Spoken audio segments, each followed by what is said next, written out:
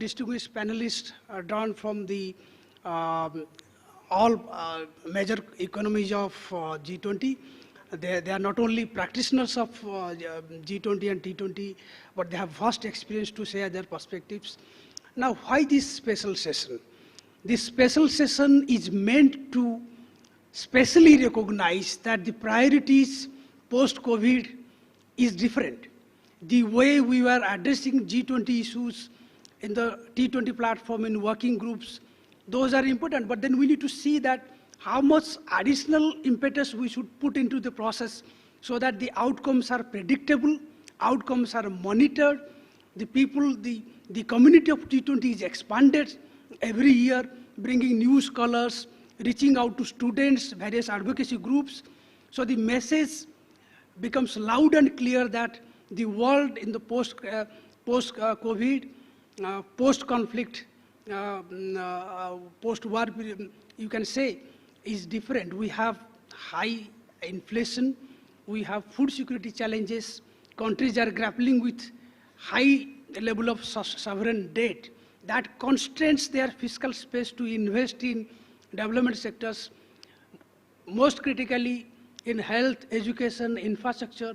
So what would happen if we live with that reality? Then whatever gains we pursued or achieved in the pre-COVID years in terms of the sustainable development goals, that is already reversed, but it will further perpetuate poverty and unemployment.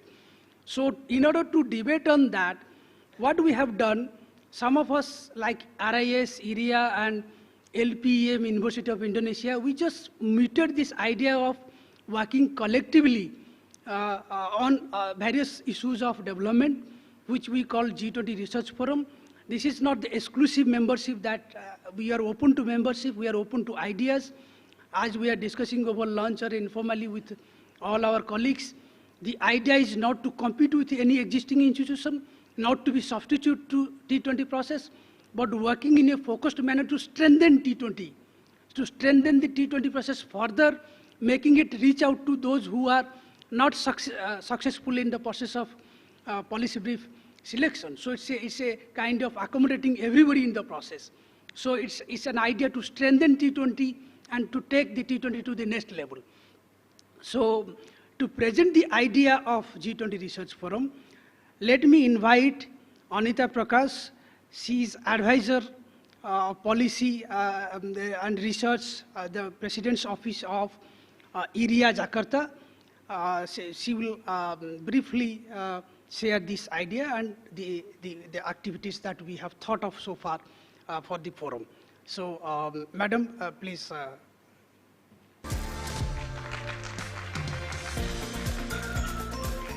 Thank you, Priyadarshi. Distinguished guests, it's an honor to present before you and to the T20 community assembled here in Bali, and also those in this summit who are connected virtually. And let me, it's my honor to present before you the contours of the G20 Research Forum, which Priyadarshi briefly introduced. The logo of the forum is not displayed here, but at this moment, the Economic Research Institute for ASEAN and East Asia, IRIA, together with the Institute for Economic and Social Research, Faculty of Economics and Business, University of Indonesia, and the Research and Information System for Developing Countries, RIS, have taken the initiative in the Indonesia presidency year to set up the G20 Research Forum. The forum addresses the entire G20 community, especially those connected through the T20 mechanism. We, the founding members, they deliberated on the fact that G20 summits have become an important platform for policy debate. And most of us are aware that the G20 meetings are providing major policy directions on important global issues. Several G20 presidencies have worked on important issues of global governance, such as multilateralism, globalization, SDGs, climate change, digital economy, quality infrastructure, financial inclusion, women and youth entrepreneurship, among several other issues. But now, the G20 is at a juncture where 4 successive G20 presidencies, Indonesia, India, Brazil, and South Africa, all these are leading emerging markets and from the diverse regions of the world. Now, this is a unique opportunity for strengthening the G20 development agenda. With this broad objective, the G20 Research Forum was initiated by RIS and the University of Indonesia. The forum will facilitate the priorities of the upcoming presidencies on important developmental issues through academic and policy research, a contribution to the sectoral and ministerial meetings of the G20, starting in India, and build upon the work in successive presidencies thereafter. Broadly speaking, as on date, the mandate of the forum includes, I briefly stop here to welcome Pak Bambang to this important special session. So very briefly, the mandate of the forum includes to collaborate with governments and the chairs of G20 for academic and research contribution to G20 ministerial meetings and official events on developmental issues, to undertake short-term studies on sectoral priorities of G20, to address and follow up the commitments by the G20 developing countries from the perspective of inclusive and sustainable development, to organize brainstorming sessions, webinars, conferences, etc., across the chair countries on respective G20 priorities, to continue to be a research and policy contributing organization for the G20 meetings beyond 2022 and 2023, and to become a repository of policy decisions and directions from leaders and chairs' statement of each G20 meeting for the purpose of supplementary and complementary research and policy activities. The forum also aims to link up the G20 studies and activities with other multilateral processes on climate change, SDGs, infrastructure, etc. While the initial initiative of the forum has come from University of Indonesia, RIS, and IRIA, the mandate of forum is developed on the basis of our several years of participation in the G20 process to support its inclusive character and to fulfill the existing gaps in the knowledge collection, policy monitoring, and research inputs for the G20 process, and for the development agenda in G20 in particular. The twin global health and financial scenarios have brought this mandate into sharp relief, so its importance cannot be emphasized enough. Distinguished guests, in 2023, the G20 chair, India, is expected to give firm contours to the G20 Research Forum and its mandate. Prime Minister Modi is a great votary of virtual platforms, and he mentioned the same in the Riyadh meeting of the G20 leaders for the need for a virtual platform for G20. This G20 Research Forum will perform most of its knowledge and institutional linkage tasks in virtual format. And finally, the forum would be able to deliver results only when the think tanks working on developmental issues become its partners. The G20 Research Forum will be open for partnership from other organizations and international bodies for the purpose of knowledge and resource sharing.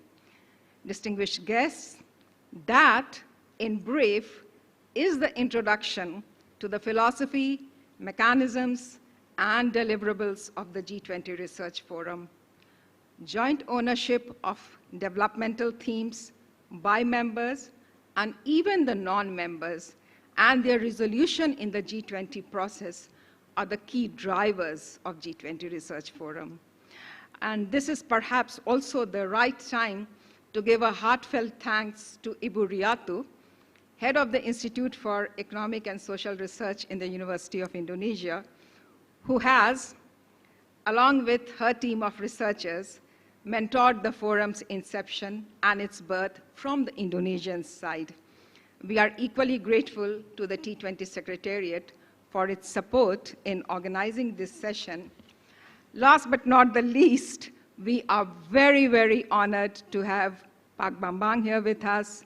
Not present here today is Pak Jisman. Both of them have been the able guiding lights for our efforts throughout the year. Friends, we are expecting important guidance from India's presidency next year and continued support in successive presidencies in Brazil and South Africa. Professor Hidetoshi Nishimura and Professor Bambang Brojonegoro will share their wisdom next and guide us in taking the forum ahead. Thank you, friends. I'll let Priyadarshi conduct the remaining part of the session. Thank you. Thank you, Madam, for very eloquently presenting the essence of the G20 Research Forum. As you stressed, partnership and collaboration is the mantra for success of T20, and that's what we are replicating in smaller platforms to feed it. Now I request all our eminent panelists to come to the dais. Professor Bambang, Professor Nishimura, Professor Elizabeth and others, Dr. Nicholas.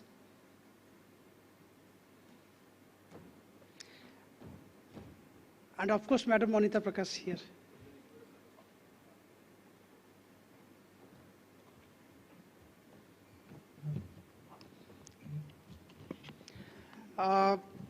Now I invite Professor Sachin Chaturvedi, Director General of Research and Information System for Developing Countries, New Delhi, my Director General, to chair this session and of course sharing his own perspectives about the forum and the idea of development, but chairing the session and take over the proceedings of the rest of the session.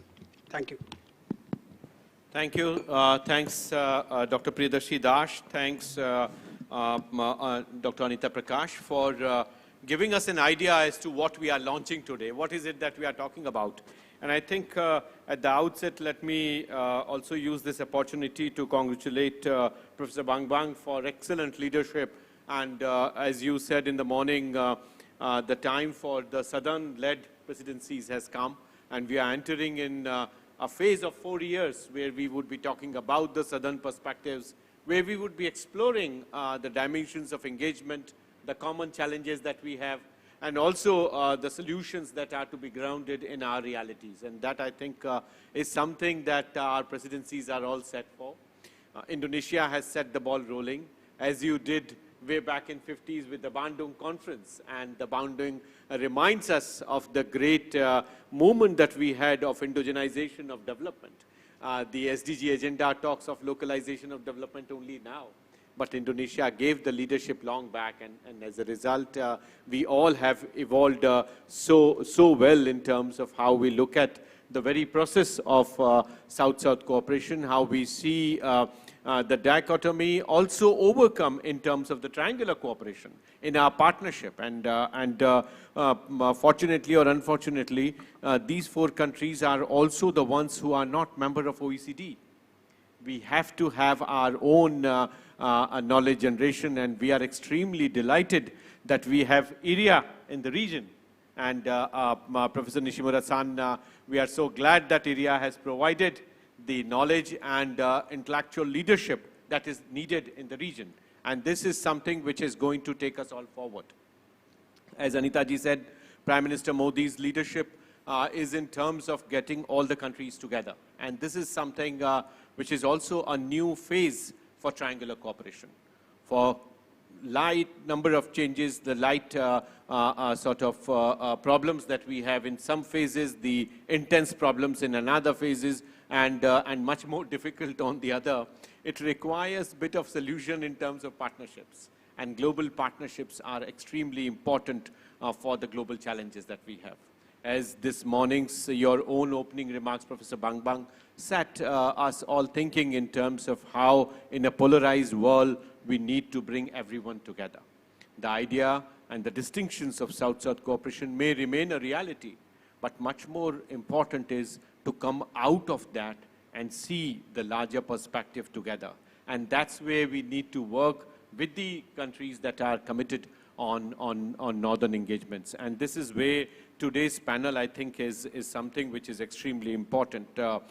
Global Solutions has been providing this kind of convergence, which is going beyond the distinction of North-South. It is actually a crucible way we all are part of the process. We are also seeing CAPSAC's own leadership in terms of identifying the common solutions that are there for energy, for water, and the themes that they picked up during their presidency.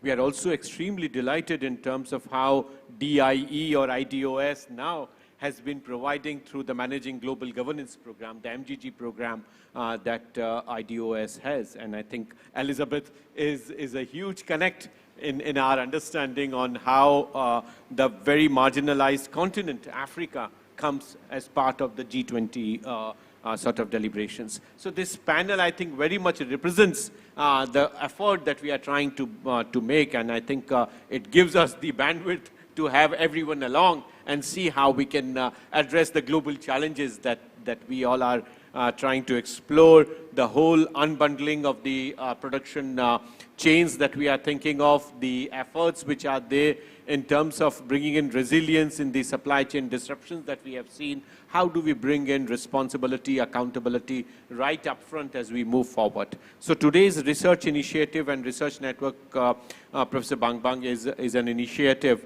that we wanted to begin in Indonesia. And I'm so glad that it is happening in Bali, and I'm so grateful to IRIA for coming forward and supporting the initiative.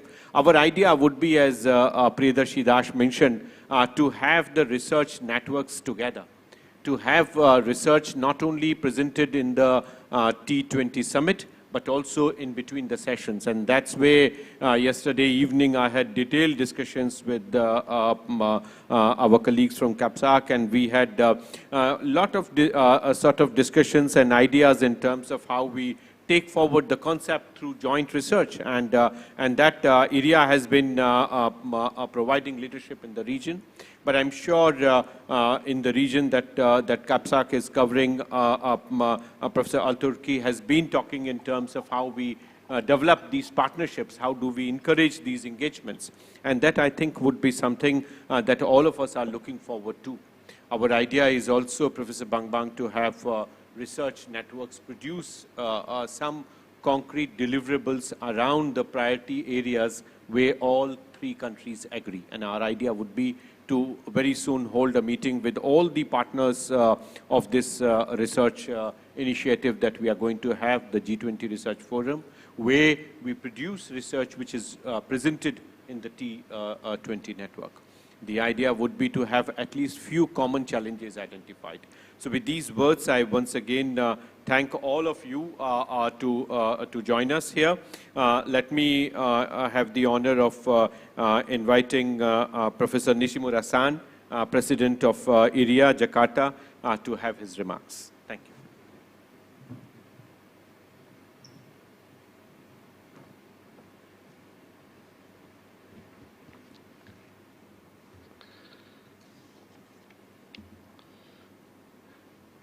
Distinguished guests, Honorable T20 co-lead Bapak Bambang Brojonegoro,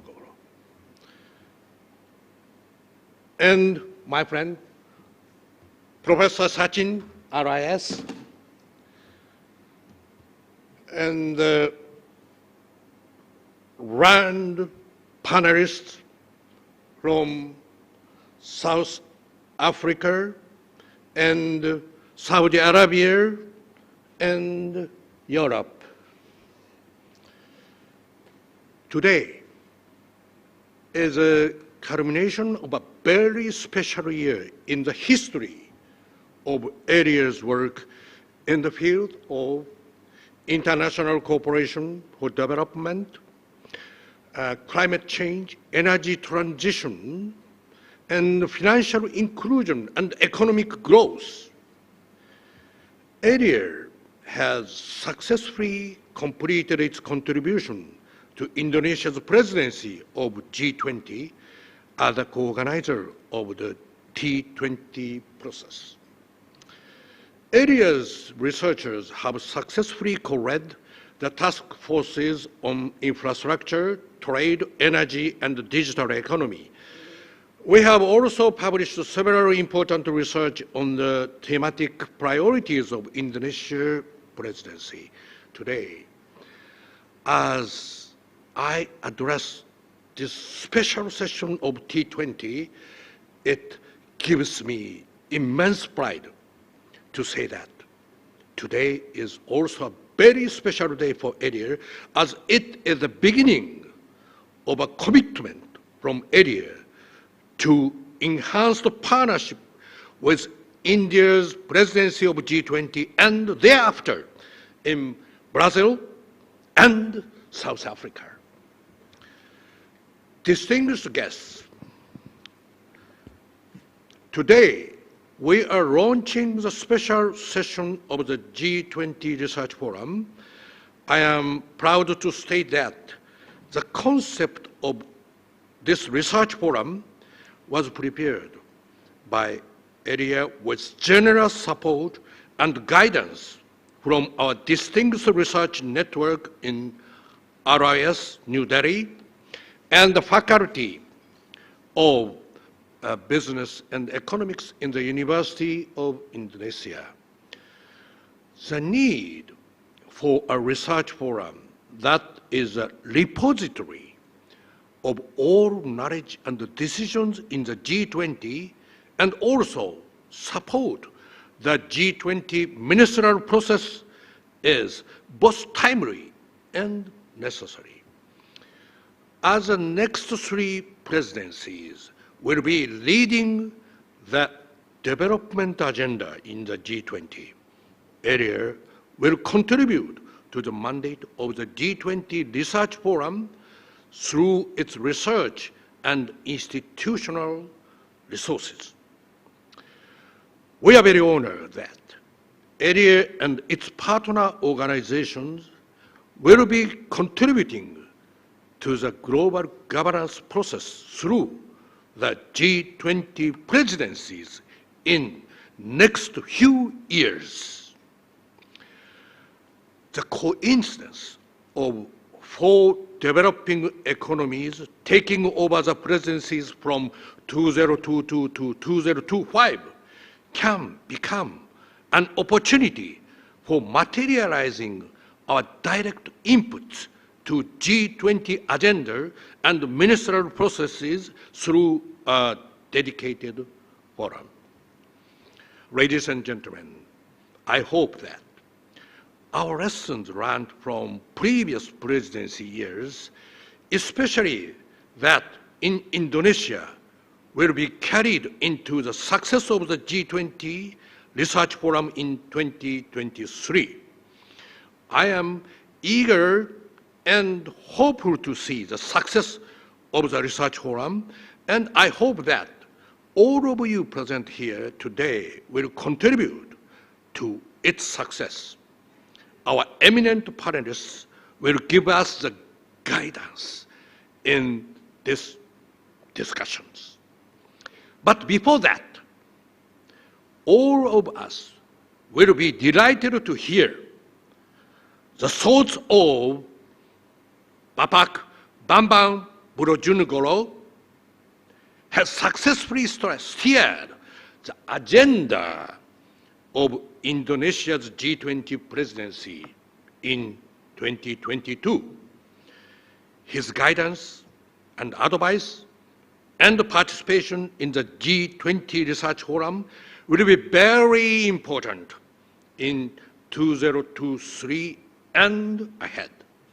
I will end with my heartiest congratulations to Indonesia for its successful organization of the T20 and my sincerest wish for India to make the G20 presidency a success. Our promise is that ADIA, through the G20 Research Forum, will fully contribute into this task. Thank you very much.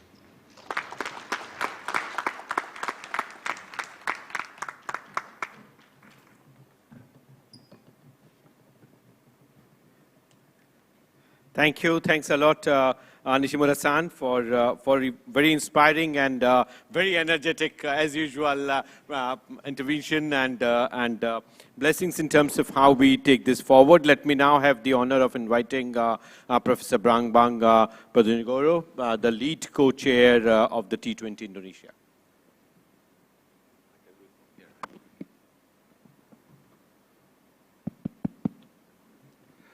Thank you, Dr. Sachin, distinguished panelists, participants, ladies and gentlemen.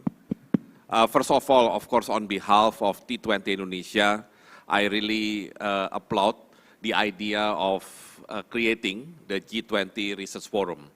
And maybe I can share some thoughts on how to make the Research Forum effective. Not only effective for the T20, but more importantly, of course, for the G20 itself. Number one, I think on the topics.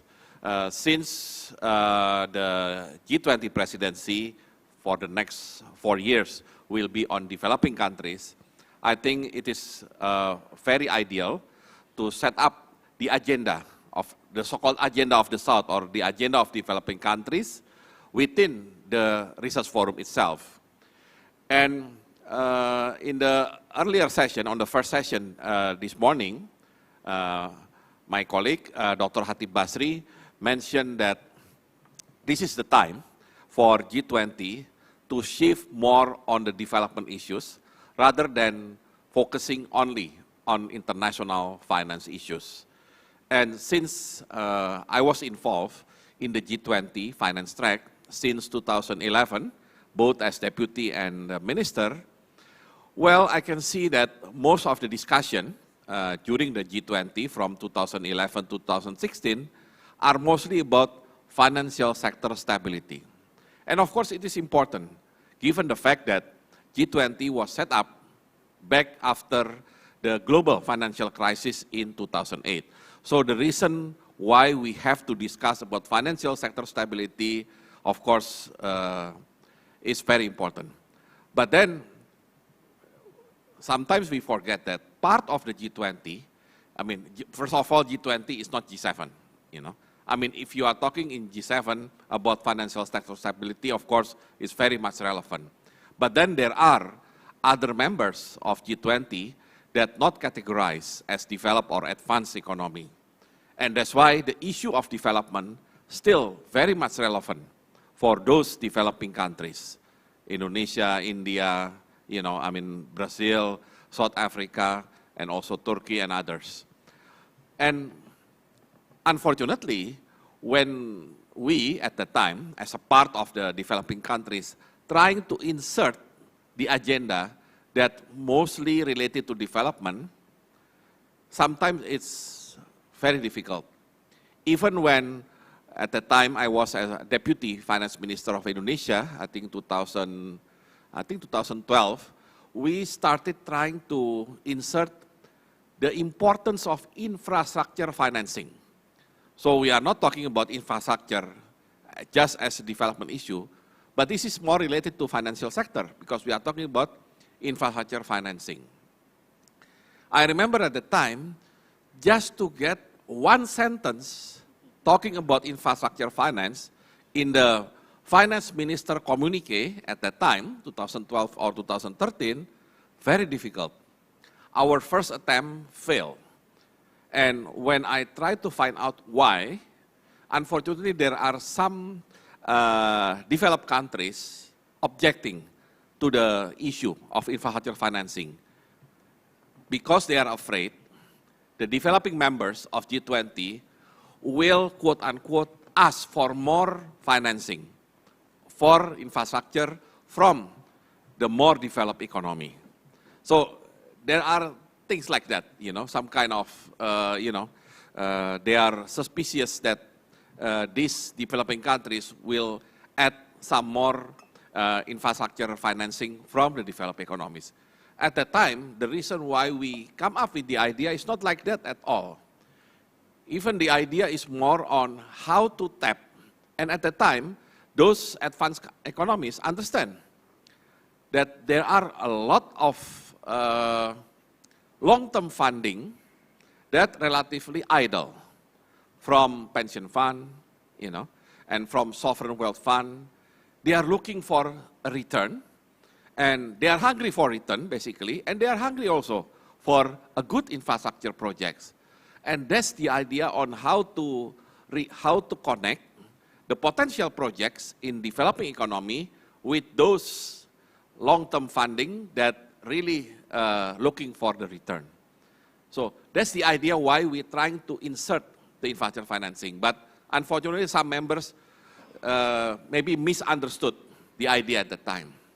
But then the year after, I think 2013, finally we are able to put one sentence.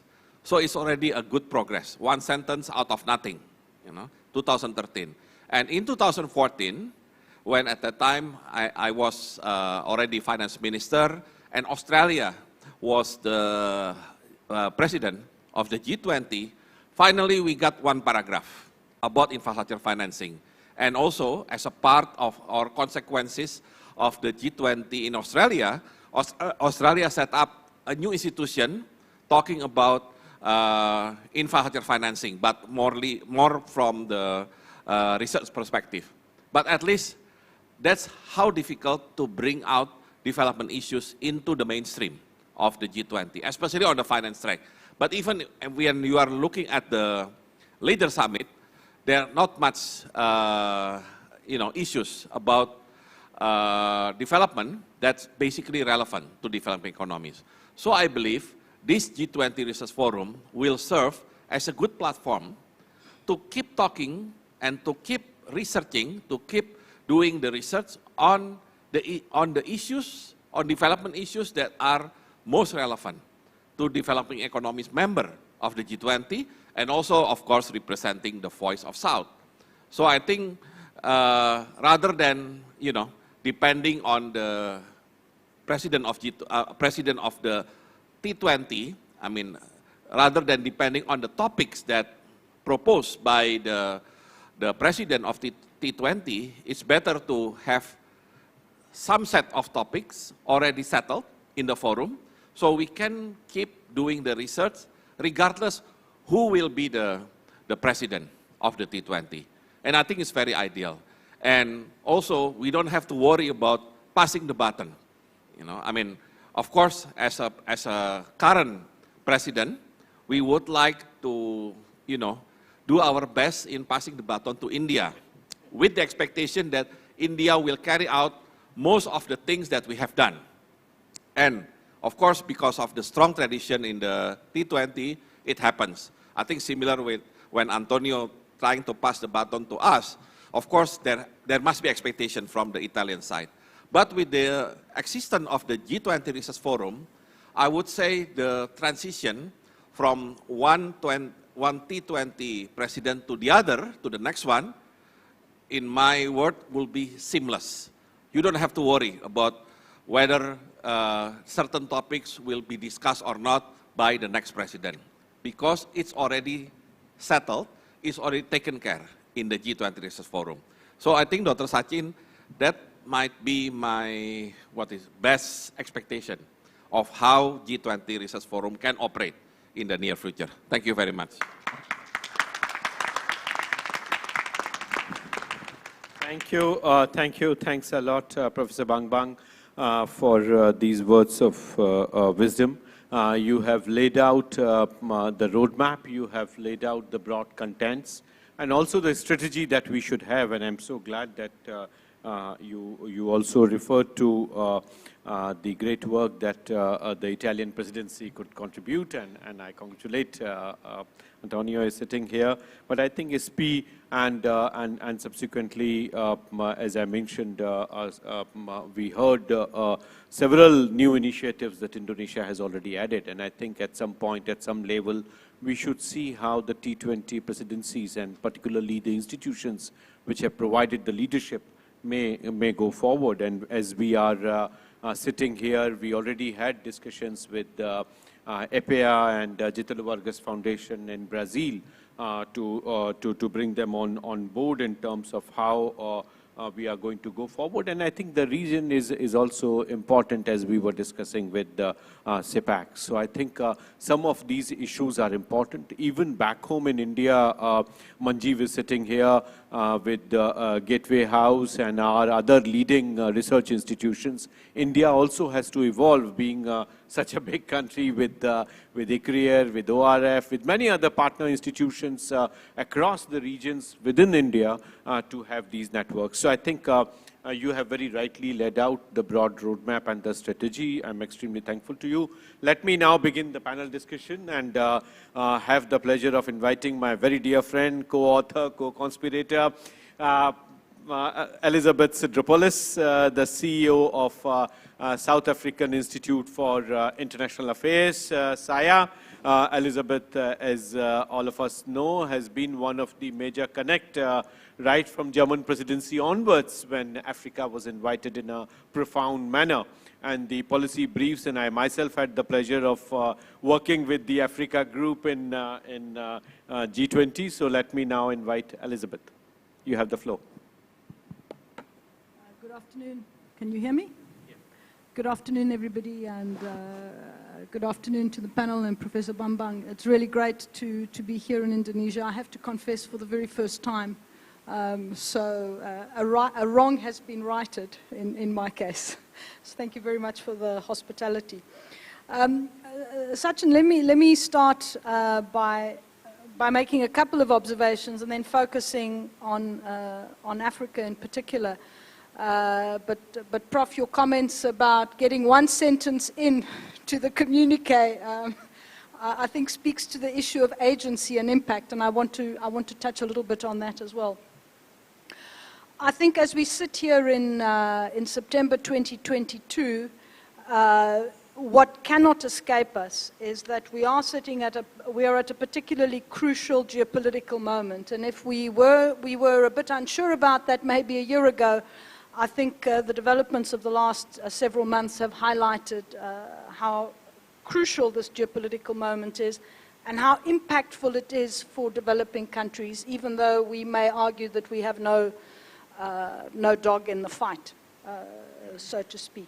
And what has happened is that it's accelerated the fragmentation and the paralysis within the multilateral system, and that's a problem for African countries, for developing countries as a whole, because in fact, you know, a rules-based international system, although we can argue that the rules at the moment, you know, are in need of reform, but a rules-based international system is in the favor and helps developing economies, helps LDCs, mid-sized countries. You know, superpowers can get away with it. We can't. We need the rules to operate and for us to be able to develop. So the fact that this is currently under such significant stress, and we see that also in the G20, I think is a big problem. And addressing our collective global challenges, therefore, becomes even more difficult. So for us as developing economies, and I think the point was made during the course of this morning, it's absolutely crucial that we become much more engaged and take a greater leadership role in many of the collective global challenges, in many of the institutional reforms. And the big challenge, the question there is, how do we create the space?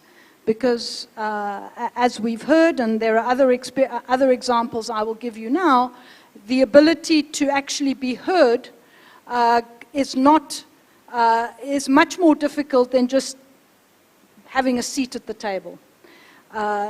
Developing country agency, we used to say a few years ago, certainly in the context of Africa, was that if you were not at the table, you were on the menu.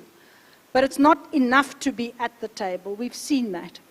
Agency is about how effective and impactful we can be, not only in setting the agenda, but also in pushing the agenda and actually coming out with certain outcomes that reflect the way in which we've set the agenda. I think the example of infrastructure financing and infrastructure as an asset class, we as an institute at the time were actually doing research and pushing for infrastructure as an asset class to be recognized. There are other examples where South Africa, for example, a few years ago, as part of its broader push for doing something with illicit financing, IFFs, specifically in the context of how we boost domestic resource mobilization on the continent, was pushing for some decisions within the development working group on trade misinvoicing. And South Africa managed to get onto the development working group the issue of getting the World Customs Organization to do a report on it. The report was tabled. So we set the agenda, but we weren't able to push it forward. They said, okay, the report's been tabled. We're not really going to discuss it now. So for us as developing economies, I think that issue of really defining the outcomes, I think, is still a challenge. And I think the opportunity that presents itself over, well, starting with Indonesia and going through India, Brazil, and South Africa is really to be able to galvanize the focus on development issues so that we can actually begin to see some momentum on these points. I think it's also important to, and I'm here speaking as an African, I think it is important to consider how the broader research community within Africa is able to participate in these debates in the G20. And I think that's the idea behind an inclusive research forum. And I have to say the T20 as a whole, I think, is probably one of the most inclusive engagement groups of the G20.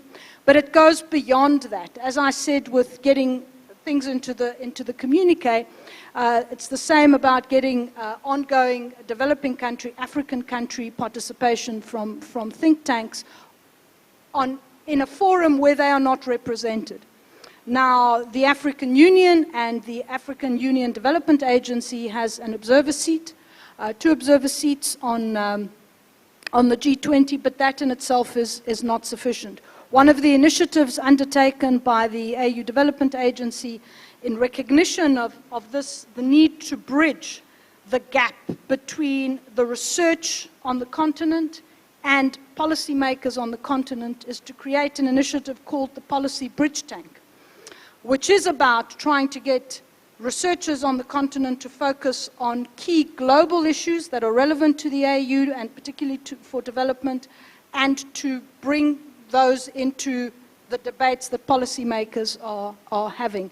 This I see as an initiative that complements, I think, and the G20 Research Forum can build on, in the same way that the initiative that we began in 2017 with what was then known as the German Development Institute, now IDOS, the Think 20 Africa Standing Group, was really also about trying to mobilize that capacity. But that's critical. And it is really about building, if we talk about development, and we talk about what we have learned over the last 10 or 12 years, and let me start there first. What we've learned in the last 10 or 12 years is that the answers to development do not sit with the global north. In fact, some of the problems that we face in developing economies have emanated from a particular paradigm. The paradigm has shifted. COVID-19, I think, has highlighted that even more. And the point that I think needs to be brought into the G20 discussions, including among global north countries, is that we can learn from each other.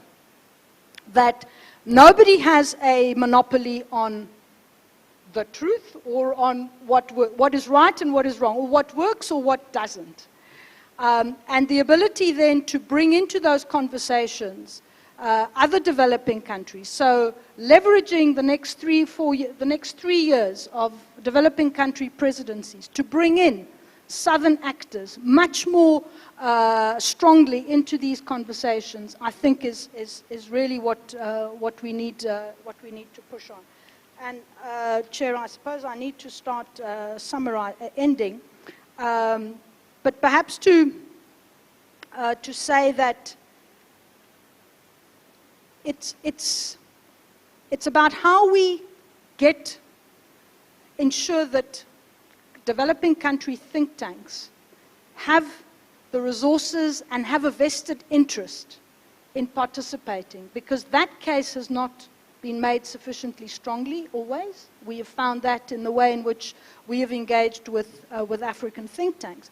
But I think it's also an important call out to northern countries, and I know a number of northern think tanks would agree, and perhaps others perhaps less so.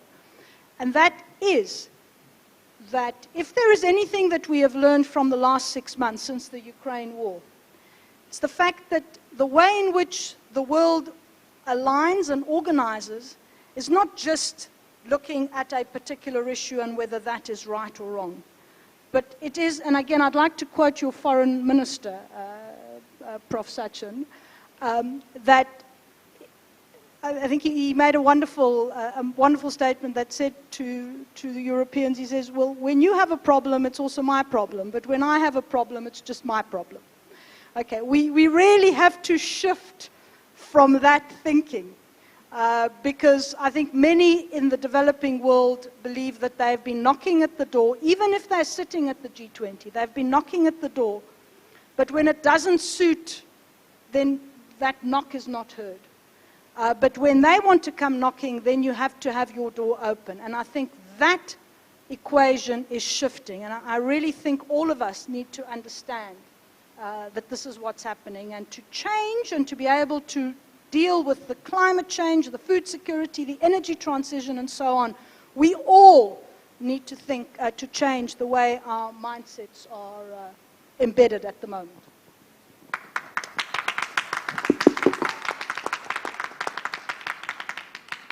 Thank you. Thanks a lot, Professor Elizabeth Sideropoulos, for spelling out your mind and also contributing to the list that Professor Bang Bang has already initiated. And I think you're absolutely right. When financial crisis happens in Southeast Asia, it is Southeast Asia financial crisis. And when it happens transatlantic, it becomes global financial crisis. So that's where we are. And I think, Elizabeth, probably it would be also important for the academics of the South to also ensure how we begin the kind of work that is required to be done from our side in terms of contributing and also enhancing and ensuring what all is required within academics to see Southern actors have the place that they need to have. I would now have pleasure in inviting Professor Anna-Katharina Honge, the Director of the German Institute of Development and Sustainability, IDOS, from Bonn in Germany. Thank you, Sachin, and thank you for inviting me to this important round and important event to launch the whole G20 Research Forum. I think it's an important step to invest into the continuity between the different presidencies and to strengthen the think network, so to say. I think I'm tempted to sort of cast my notes aside and hook up to Elizabeth's speech, at least to some degree. Let me try a little. Elizabeth mentioned that it's not enough to have a seat at the table, but it's also about then filling that space, filling that communication space, the discourse space, the decision-making space. And that, of course, is not at all easy and challenges governments and challenges the research community itself. And I think within the think processes, we can observe very nicely both aspects. And I'm here, I mentioned it before already, speaking also out of the perspective of one of the two chairs of the Think 7 process this year, at a moment where within the context of Germany, as the country holding the presidency, we had a change of government after 16 years of continuity. So quite a change for the whole political system to then get acquainted to this new role of defining itself on the political level as a global leader, but also within the research community and the think community, and I think we can observe that here as well, of course, this challenge of filling the space. Now, I would now say a few more words on the role of science and of the think tank community in filling that space, because I think that is a crucial part of our conversation when thinking about how can we create not necessarily standards, but probably guiding principles, or develop those lived by guiding principles within the think tank community further in order to fill that space. And we have, of course, Elizabeth, as you mentioned, we have, of course, modernization theory-inspired developments, or modernization theory shaped the development programs and agendas for so many years that it continues to be a very powerful line of thought within the international financial institutions, within the whole sector of the aid industry, one might say, but also within the sector of international cooperation. And the understanding that this modernization theory guided paradigm leads to a number of challenges that we can hardly control anymore. I mean, to say it with Goethe as a poet, the spirits we called, we can no longer control. Yeah? This understanding is of course setting in since a number of years, but at the same time our systems to steer these challenges are crumbling, and I think the current crisis is showing exactly this. Now, what I want to get at is that within the modernization theory-inspired development program, of course, the focus on the role of science always was given and was a highly developed focus, one could say. And what we saw over the years was a science system acting as engine of a CO2-intensive type of growth, of a linear growth paradigm that also brought us to our planetary boundaries.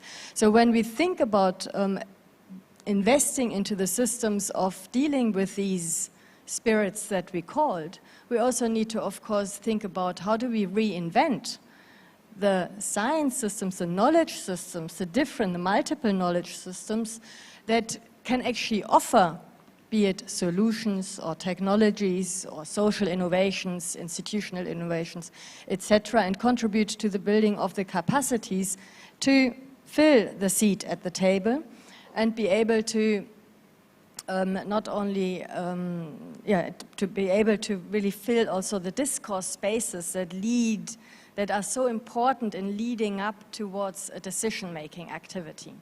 Yeah? And that, of course, on the one side, points us to a few structural issues here, where we know that we have largely nationally organized science systems. We have science systems that are financed at very different levels, globally speaking, ranging from very high levels in South Korea or Israel to sort of mid-levels, I would say. The European Union aims at 3% of the GDP. The African Union aims at 1% of the GDP. And we know that we have then countries where we reach 0.1% of the GDP or 0.2%. We also know that all attempts that to create multilateral financing structures for joint, collaborative, scientifically focused knowledge production, are underfinanced. If you think of the Belmont Forum, if you think of Future Earth, they are all systems where the attempt is made to say, irrespective from which nationally organized science system you are coming, if you get together with like-minded experts in your field around a particular high-level research question that addresses an actual problem, one of the global challenges to be solved, then you can jointly apply for financing that allows the multi-stakeholder involvements, the transdisciplinary approaches we've been talking about. But these platforms are heavily underfunded, and of course we have the discussions ongoing around questions of what is independent knowledge production, what does that actually mean? Yeah? And I think, and here I do sort of come back to the think process and aware of the time, we know that in our policy advisory activities, the substance that we can offer is especially valuable if we can draw on substantial epistemic scientific authority. And this authority, how is that established? It's partly established by us doing independent research, party politically independent. That doesn't mean it's apolitical, it just means it's independent. Yeah? It comes out of the freedom of thought value system. And of course, when we draw on insights that have been generated coming out of a number of different science systems, it's a lot easier for a multilateral body to listen to us. Yeah? So it's so important to bring together the expertise from all different G20 countries if we address the G20. That's no surprise, but a simple logic that if the European Union listens only to German scientists and taking advice, there's something wrong, and it will never do so out of a strategic consideration. So how can we then build the think community further, create continuity between presidencies, but also assure that we don't start knowledge production, policy briefs production every time from a start again, but build from one presidency to the next the networks and the institutional networks beyond the individual networks in order to create a substantial inflow of new expertise, but also build capacities to actually fill that space. And I think for this research forum can play a substantial role, and I'm looking forward to thinking about that together with all of you. Thanks. Thanks a lot, Anna-Katarina, for identifying some very important issues in terms of how we can begin and where actually we can begin the process. And we would come back to this when I open the floor for discussion. Let me now invite Dr. Fahad Al-Turki, for the Vice President of Knowledge and Analysis of King Abdullah Petroleum Studies and Research Center, CAPSAC in Riyadh. Thank you, Sachin, for the introduction. I don't know if you hear me. Yeah. So, and it's a great honor to be here at the summit for Indonesia. Bang, congratulations on issuing the communique, as well as concluding the T20 process, or part of it, I should say, the drafting of the policy recommendation. And speaking from experience, I think the last mile is what's left between now until the G20 summit is going to be the mostly difficult part, especially and particularly this year. So we wish you all the best, but you've done so many good things in terms of continuity, in terms of conclusion, and we raise the hat for the Indonesian Secretariat and the co-chairs. So congratulations. I have written some note to talk about the importance of the research forum and the importance of the T20 and the difficulty and the current environment.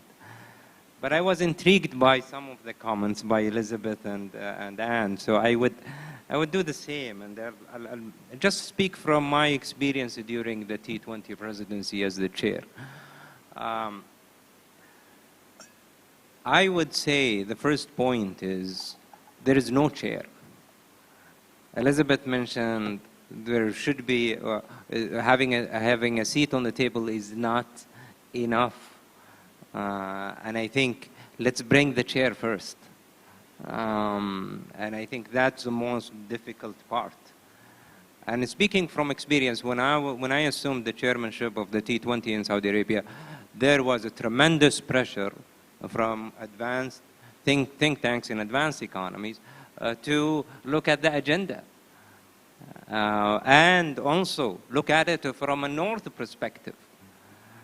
So I think this is critically important to be noted, that it's not only you have a seat, but also you have an independent seat. And I think this is very, very, very important. And many of the audience who participated in the T20 process, presidency, or secretariat, they know what I'm talking about.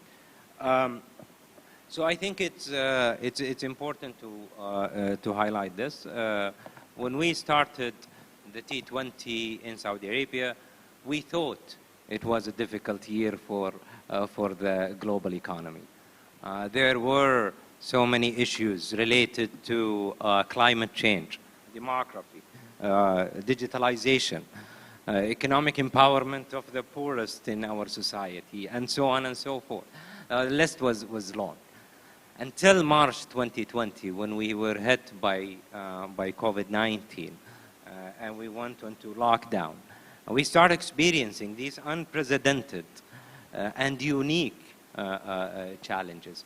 Of course, what Indonesia is seeing now is more compounded with regional or geopolitical risks, especially in Europe.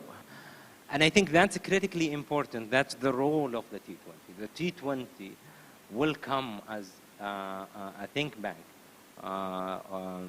to support the T20. I always tell our researchers, the questions that comes to your desk are the difficult question because the policymaker could not find the solution.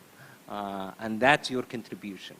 And I think that's the role of the T20. It is when it's the most difficult environment, that's where we can make the contribution and where we can make the change. When I chaired the T20 Saudi Arabia, our vision was to create a future of prosperity, sustainability, and inclusion. We also highlighted the role of the multilateralism, but I think it's critically important. One critical important point that we have introduced is the circularity of the recovery from the T20, or from the COVID-19. And I think when we talked about the carbon economy and the circular carbon economy, that guarantees the affordability that we heard about in the morning, affordability of energy, the access to energy, which has been now is a major crisis in Europe. I think that was the voice of the South. Even though the Saudi is one of the major importing countries, but it was also in participation with other regional think tanks.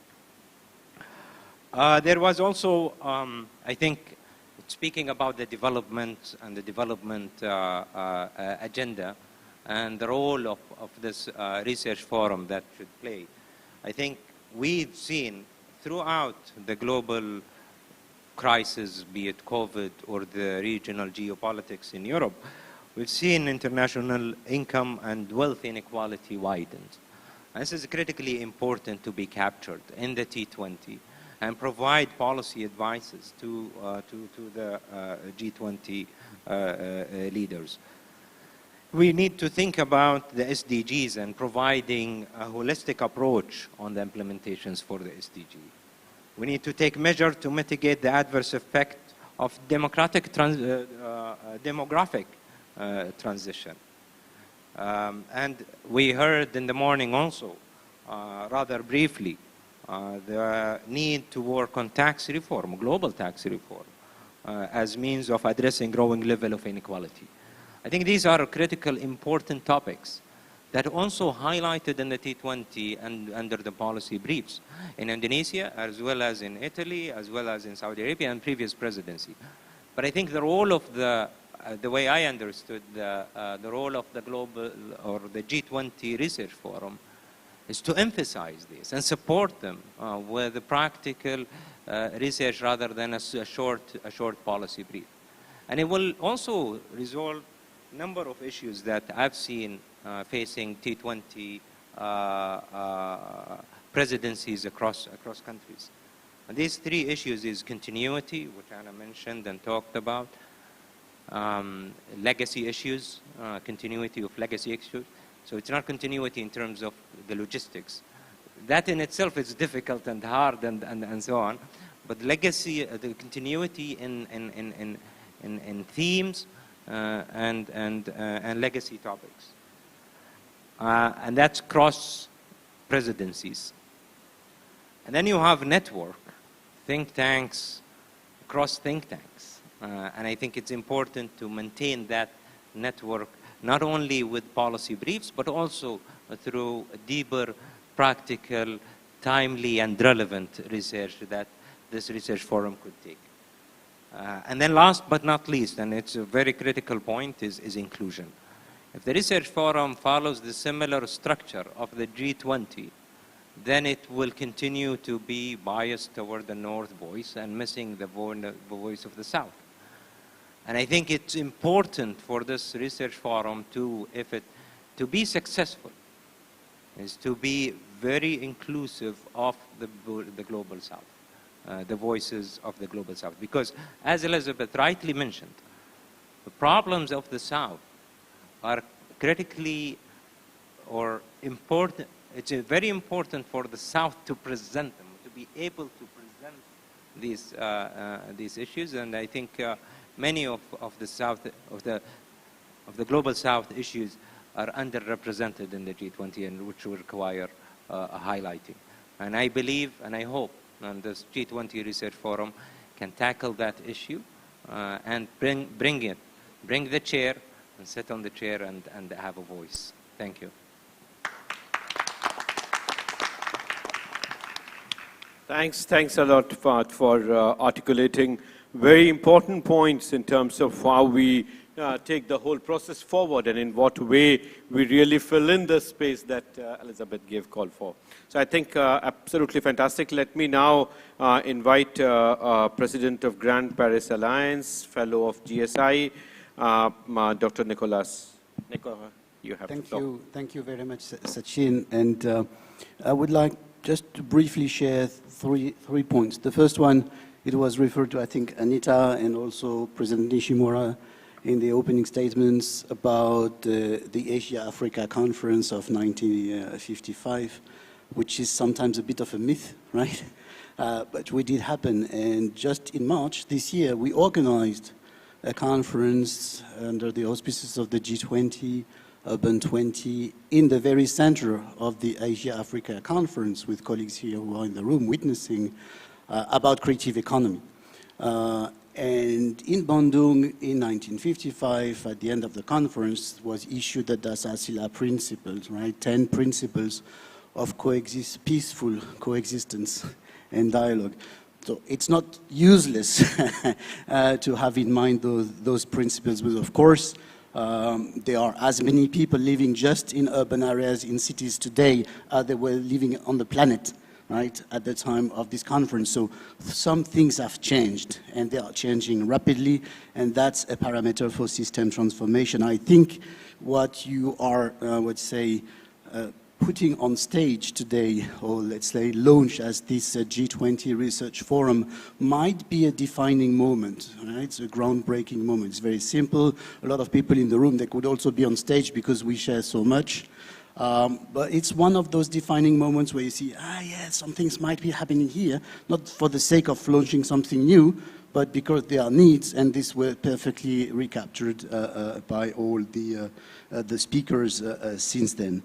So that's my first point. The second point, and Anna Katarina also started to open the Pandora's box of epistemological issues and cognitive issues and so on, which are just behind us, right? But they are with us, and of course it's not possible to address both in a T20 G20 Forum both those issues and how to advise governments. It would be a government saying, come on, there are other places for that, right? But we have to do something with that. And then Fahad, minutes ago, reminded us about sort of how we were like caught by complete surprise when in the spring of 2020, right, after the T20 was launched and so on with the task forces, etc., then this COVID pandemic, right, which probably none of us had really seen coming, and suddenly we were all like frozen. What happens? Can we continue just to, is it relevant, right, what we are doing in such a moment? I would say yes, because then there was a special task force that was also introduced quite quickly about forging responses to the pandemic, and that was just one of the many tools and vehicles that were shaped in a very, I would say, creative way and under a real sense of stress and urgency to actually find ways to cope with the situation. I'm just showing this intersecting volume, not for the sake of making any publicity about the book, but because it was somehow incubated by this special task force that was created by the T20 Saudi Arabia. It was also incubated within the Global Solutions Initiative and with University of Indonesia and other friends. And we gathered, Sachin was one of them, over 100 contributors. And since then, we launched it in Italy last year at the T20 Italy at Bocconi University. And now we are over 250 contributors. And we do plan to edit a new volume next year in India, et cetera, et cetera. And I think the ways to both understand better in which, we say, geopolitical and practical and system change conditions we are living is one thing, and then how to derive policymaking out of that, right? The third and last remark is I would really second everything that was said about the need for sort of development, if we may say so, or development economy to come higher on the political agenda.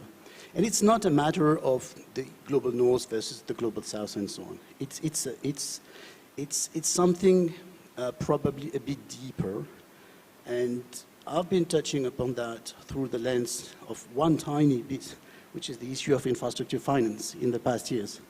And another smallest bit, you mentioned how, step by step, the issue of infrastructure finance appeared or emerged as a regular topic within the G20. I was thinking the issue of urbanization. It's just a tiny point in the G20 galaxy, completely irrelevant because things are supposed to be done and solved locally, and the big issues by governments, by national governments. But in the time where we are in, it's not just about pushing multi-level governance or urban diplomacy and so on.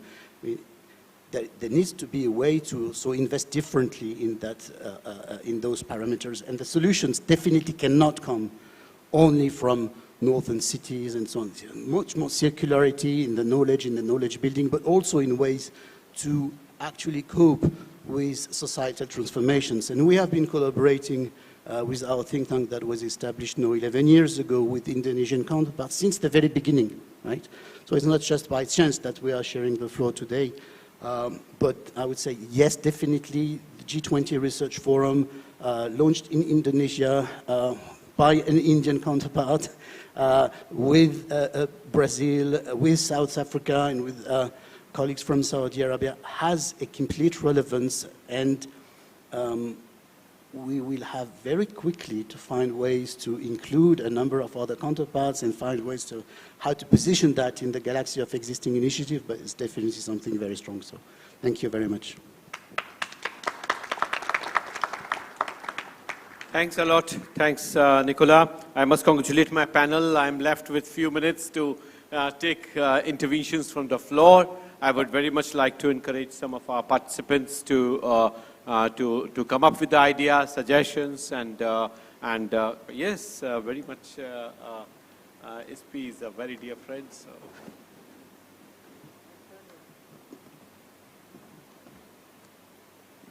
Thank you very much.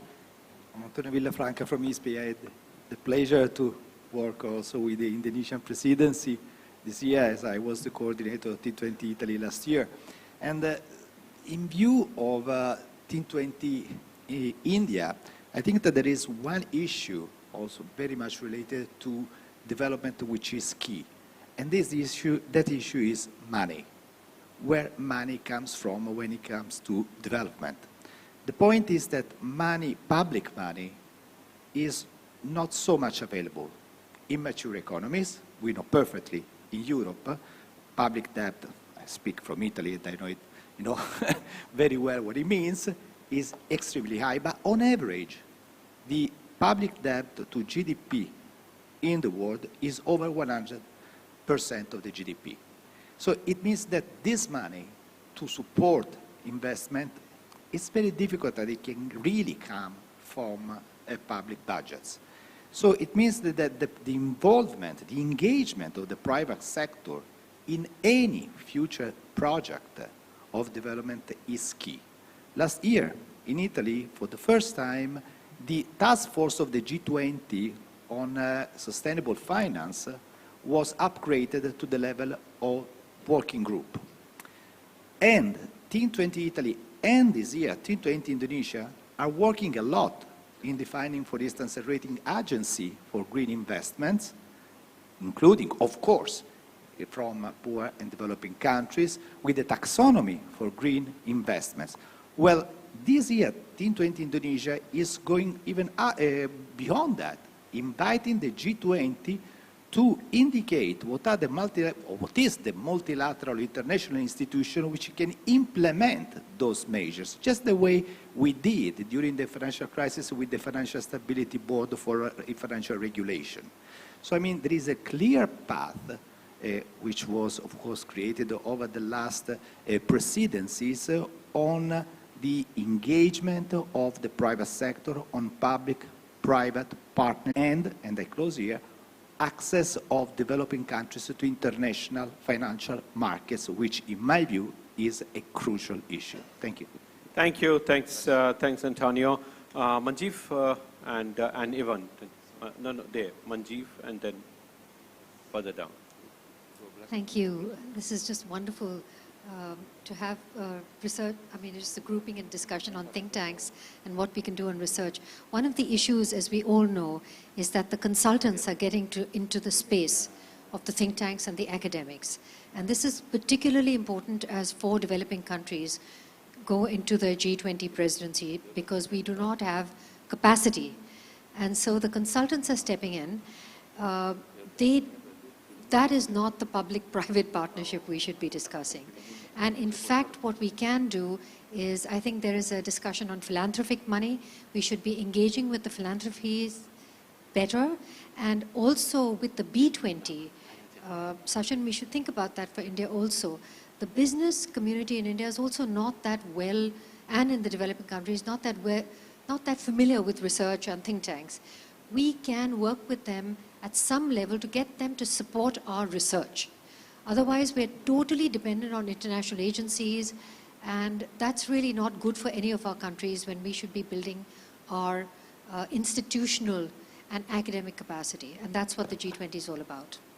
Excellent idea. Thanks, Manjeev. Can we have Ivan at the end? Yeah. Hello.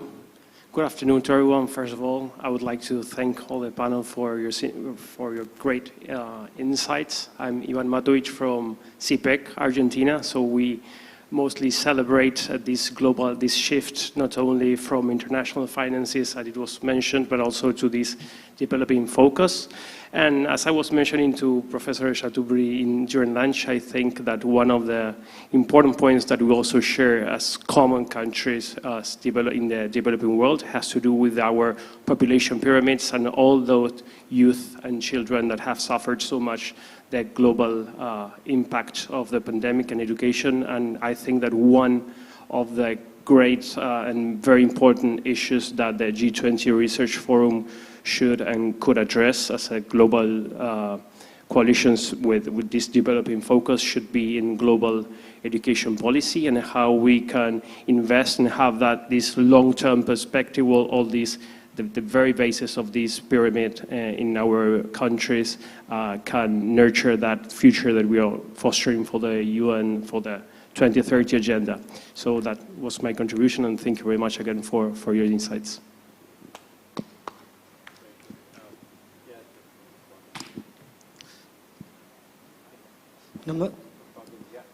Namaste. As a young participant and young author of Think 20, I feel proud, and it's an honor and privilege for me to participate in this august audience. And I want to say that, as you know, I am the youngest one, and we youngest one want to be participate and collaborate with Think 20. As you know, young are not getting chance to collaborate with Think 20 and many other multilateral organizations. So as a young professional, I want to say, if we will get chance to participate in Think 20, we will work together. We can make many things in terms of sustainable development and climate change. As you know, we are in the way of 2030 agenda. In 2030, if we will not get 2030 agenda, we will wait to 2063, which is declared by African Union. And as a young, it will solve for you. Actually, you all are the senior and I am the junior. If I will gain experience from you in future, I can do many things in terms of development. And thank you and namaste to all.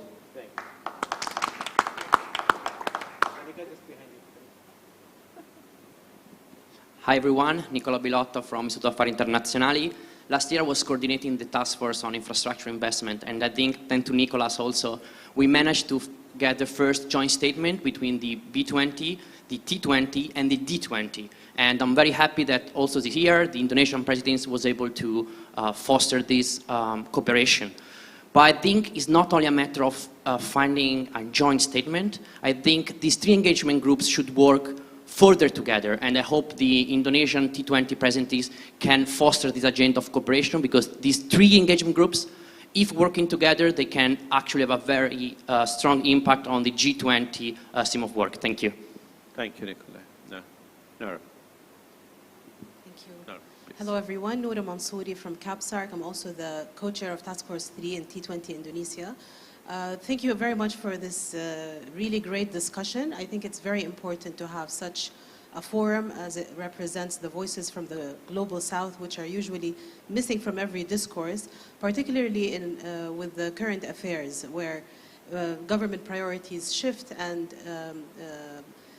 crises, whether it's climate, energy, health, reshuffles priorities and diminishes the discussion around these priorities. So it's important to have an independent and a permanent forum that maintains the importance of these topics and the climate action and action towards these crises. Thank you.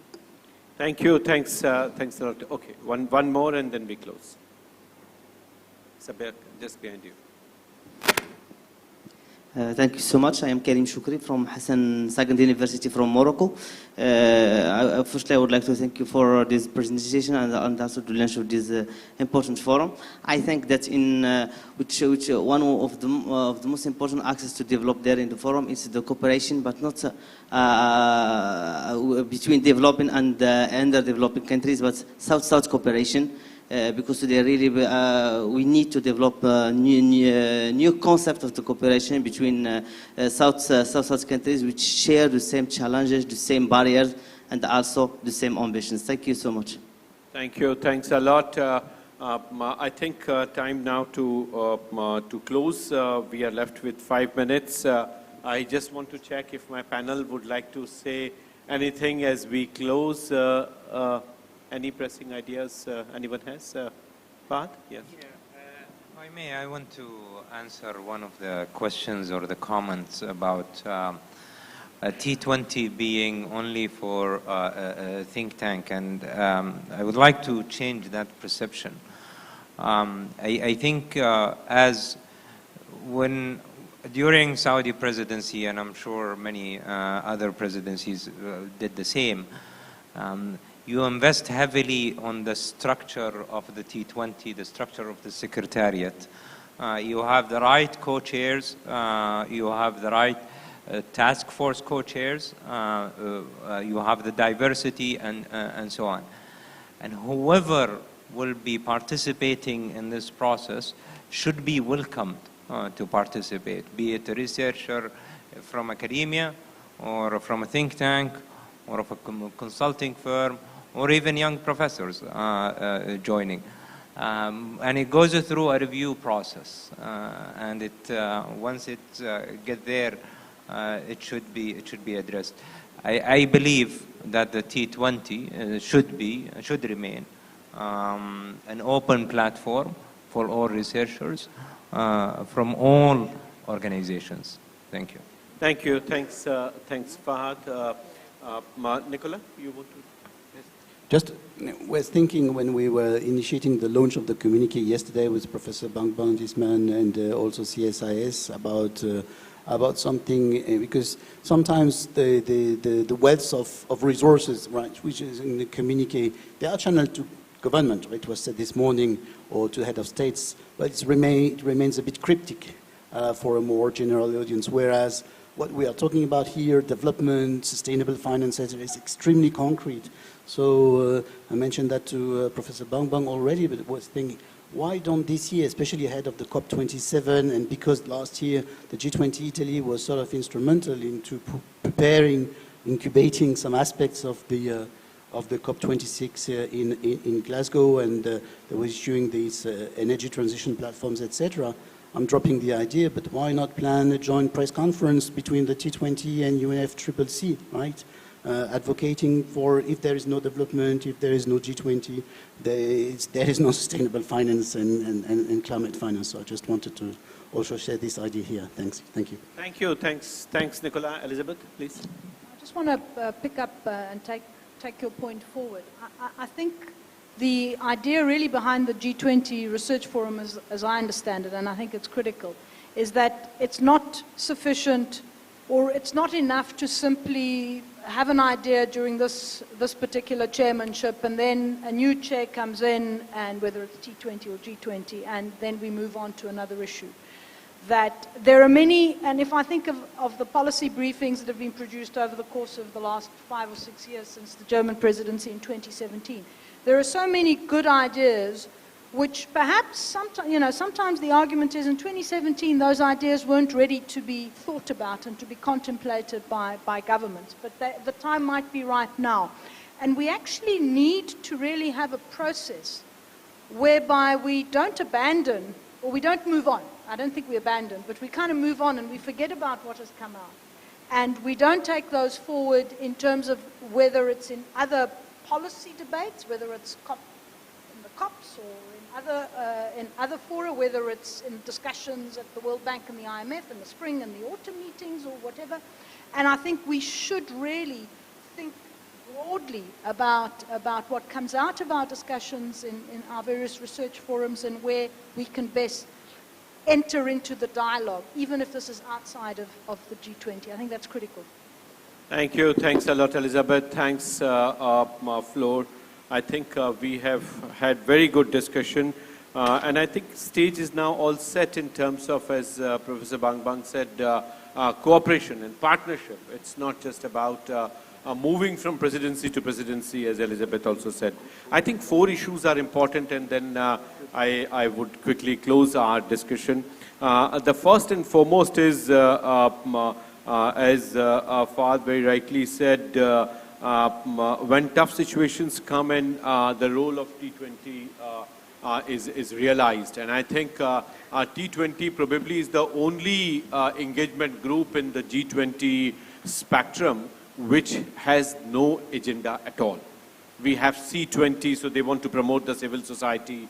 We have W20, so they want to promote agenda for women. We have Parliamentarian 20, so they want to promote the engagement of the parliamentarians. T20 is the one which is more about ideas. It is more about solutions. And that's where the role of the think tanks come in. And I think we would have to work at 4 different levels, as I was saying. The first and foremost, of course, again, I would quote Fahad, the last mile for Professor Bang, though he was sitting on the other side of the political spectrum, the work of the think tanks to take to the G20 leadership, I think is extremely important, as Nicola was suggesting, to have the press conference and have the larger global ecosystem deliver to that.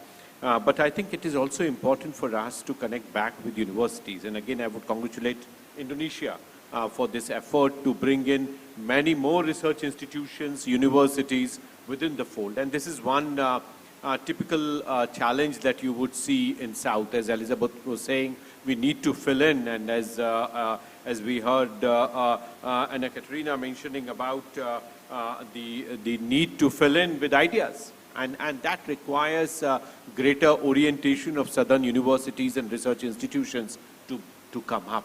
We have not been oriented towards the global issues. So there are few, 1 or 2 or 3 or 5 think tanks, but then that's it. And they are also competing among themselves. So it's such a pity situation that we need to bring in more of the South to think global. And how South can think of global solutions would be the success of this network, and that I think is extremely important. We need to do capacity building, as Fagun was saying. We need to connect with universities, with young scholars, with PhD students, and this forum should not remain confined to researchers and T20. It should reach out to universities. It should do its own, irrespective of the presidency, irrespective of who is leading. We should have the resources and connect with the political leaders. The triangular cooperation is important, but also, as Elizabeth said, institutional networks would have to be developed. I think the point that Anita ji made in the beginning of efforts to bring in focus on climate change, on SDGs, on issues that are related to resource mobilization. And I think one important point that Anna Katerina has made in terms of joint knowledge production as part of the triangular cooperation. And that I think is important for us to collectively explore the issues that are of great significance. I think T20 as knowledge generator, T20 both for continuity of legacy issues, of cross connects and inclusion, they all are extremely important for us for partnership and taking it forward. I congratulate all the panelists and our institutions area for grant support and partnership. I again congratulate Indonesia for having this platform generated for us. Thanks to the panel and thanks to the floor. I hope the G20 Research Forum would contribute the way we all are looking at it. Thank you.